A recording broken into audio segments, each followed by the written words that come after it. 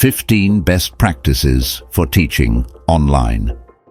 Quote, "Let's try not to build the plane while we are flying it." Many schools and teachers are rushing to deliver their lessons online and have students learn online. However, in this panic, many are missing the fundamentals, and there are a lot of concerns being raised. Here are my 15 suggestions and best practices for being the best online teacher one can be. Lots of advice also for institutions who should be setting the standards. In no way are they in order of importance. That will depend on your particular teaching situation. 1. Consult a professional. If you are really serious about a quality learning experience for your students, bring a consultant on board or seek the advice of professionals, tech coordinators, with knowledge of educational standards in ED tech. For example, security, privacy, delivery, curriculum, and more. It's not just a matter of asking Teacher James, because he seems rather techy. 2. Think blended learning. Online teaching and learning is not just a flipped model of face-to-face classroom teaching held in a video conference room. Synchronous or live teaching should only be a small portion of student time. Most student time should be devoted to asynchronous or independent learning. That said, teachers should schedule small group or individual sessions and communication with all students, just like a face-to-face blended learning program. 3. Ensure equity. Your classroom is a diverse place. Not only is every student unique, but also their circumstances. As much as possible, make sure all students have access to what they need to complete their learning online. A device, access to reliable Wi-Fi, access to all materials and resources needed, a secure and safe place to study outside of school. Also be sure to provide non-digital options for those students who might not be able to learn online for whatever reason.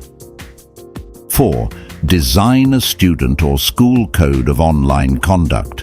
Students, particularly teens and young adults, will have differing cultural and behavioral expectations when using technology versus being in a regular classroom. So, right from day one, go over how you expect students to behave online in conversation, in video conferences, etc. Otherwise, you might get bullying, posting embarrassing photos, rude, profane language, and so on. 5. Think backward design. Start with your learning objectives, then decide how best to achieve these, given your online tools, platform, student and teacher affordances, etc., and the learning experiences you expect students will have online. Also, be sure to design your materials for the online platform you'll be using. Text, photos, size, clarity, white space, format, all considerations. 6. Start with what you know. You don't have to start from ground zero. What digital tools and platforms are you or your staff already using? Begin with the familiar and then go from there. The transition to online teaching will be a lot easier. Do a tech needs assessment for your school, district, or even yourself if teaching independently. 7. Safety first. A virtual classroom, just like the regular classroom, needs to be a safe and secure area for all students. Review the policies and terms of service of all online tools used. Also have them approved by your school superiors. Students should log into a secure school environment prior to using tech tools. Make sure hardware is secure and free of viruses and vulnerabilities. 8. Settings. Student safety won't happen unless schools and teachers ensure all settings maximize and promote a safe learning environment. You don't want Zoom bombing happening during your online lessons. Check thoroughly how you can provide through digital tool settings the most secure online learning environment possible. For example, when video conferencing, use an encrypted link, password, and also a waiting room for student access. Check out the provider and their reputation and standards. Control functionality as much as possible and assign in situ. 9. Privacy. Be aware there are strict protections for learners under the age of 13. Make sure your online environment and tools comply with COPPA, Child Online Privacy Protection Act, and FERPA, Family Education Rights and Privacy Act. Review providers to make sure student data is not shareable nor stored. Students, where possible, should not register with personal email accounts. Get consent from parents when teaching young learners. Also, review policies with students, including the non-sharing of screenshots, images, copyright rules, and so on. Slowly educate your students in the realm of digital responsibility and media literacy. 10. Have clear expectations. Provide transparent expectations and selected educational outcomes to all stakeholders, parents and staff. This includes not just learning outcomes, but information about the digital online program, tutorials on how to use and access learning, hardware requirements, FAQs, assessment policy, and so on. Over-communicate in clear and concise language what is required for the online learning.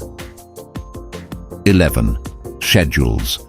Establish 2 types of schedules for learners: the overall course schedule and also a daily schedule for when students are expected to be learning, logged in and available. Include initial daily meet and greets, even if just chat.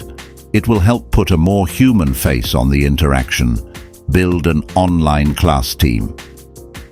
12. Avoid too much. One thing I see too often with digitally enacted curriculum is teachers assigning too many activities and piling on work and submissions. Think through your curriculum and try to avoid this. Student learning activities should be simple in design, aligned to course objectives, and with an openness to provide students the opportunity to be creative and show their learning. Cut out the chaff. 13. Engagement. Robustness. Learning online needn't be the boring activity it is often pictured. The online classroom should not consist of uploaded PDFs and worksheets to complete nor fill in the blank web page activities. Challenge your students with creative assignments that work towards their strengths. Break learning into smaller chunks. Check student understanding often. Get students leading and teaching each other. 14. Be accessible. Students will need help both with the tech side of things and also with their independent learning. Provide a safe and secure way for students to access help and their teacher. Teachers should provide scheduled contact times for all students, young or old. Just like a face-to-face classroom, teachers need a lot of personal communication with each student. Communication and relationships are still job number 1. Stress the personal, caring touch.